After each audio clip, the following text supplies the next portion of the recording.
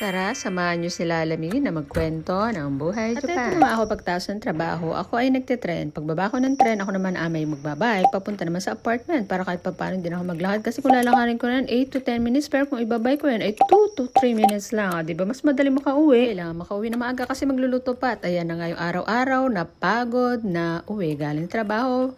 Pero syempre, ito naman ang masayang uwi. Ayun ay ang pag-uwi ng Pilipinas. 4 na taon nga bago ako nakauwi ng Pilipinas. At ito na yung pinakamatagal kong uwi ng Pilipinas. Dati hindi naman ako inaabot ng 1 taon. Uwi ako ng uwi. Lalo na nung maliliit pa yung mga anak ko. At ngayon nga na malalaki na sila, hindi na rin ganun kadalas umuwi. Kasi kung malaki na nga sila, hindi na rin sila masyadong bantayan o alagain pa. Sa tagal nga na hindi ko pag-uwi, 4 na taon yun. Ngayon lang nangyari sa akin yun. Ito pa uwi na nga, excited na nga kami. At ang dami na namin planong gawin. Unang-una, kumain ng mga masasarap na pagkain. Nasasabi ka namin na wala naman talaga dito sa Japan. Pati yung mga lugar na gusto mong puntahan, ay mapupuntahan mo talaga pag umi ka ng Pilipinas. Siyempre sa una medyo may pera ka pa, kaya mo panlibutin niya, pero ilang araw pa, manatili ka na lang sa bahay pag wala ka ng panggastos. Nga na lang noon, hintay na lang uli yung pagbalik at kumain na naman, trabaho na naman, gano'n lang talaga. At eto na nga, nakababa na kami sa airport. Ayan, ako yung jeep ng Pilipinas at ang loob ng airport nakita na.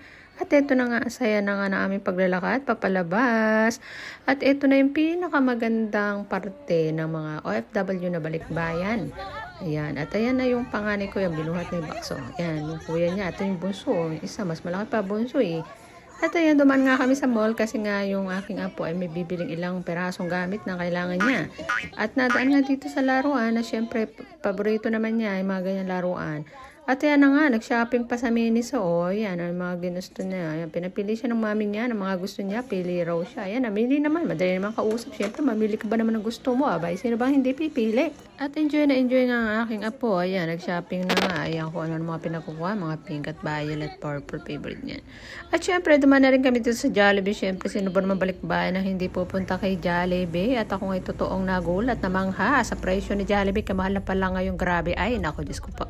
At pagkatapos nga na yun ay dumiretso uwi na nga kami. At ito na nga gabi na nga kami dumating sa aming tahanan. At enjoy. Ayan na sila na namin ang aming bahay, ang aming home sweet home.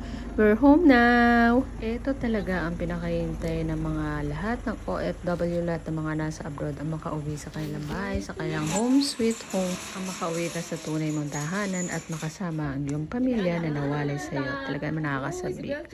At ito na nga yung aking apo, pumasok na siya sa bahay at first time yung pumunta rito ha. At ayan, lumingon pa siya parang nagpaalam siya, parang tinignan niya kung pipigilan siya o makit ng hagdan. Kasi ito nga akit siya ng hagdan, lagi siyang binabawal. Wala nga bumawal sa kanya, kaya ayun, nagdire-diretso na. At talaga naman, ayan, hinanap niya na ang buong paligid. Pinasok ang mga kwarto at nakalingon pa rin siya na parang papaalam.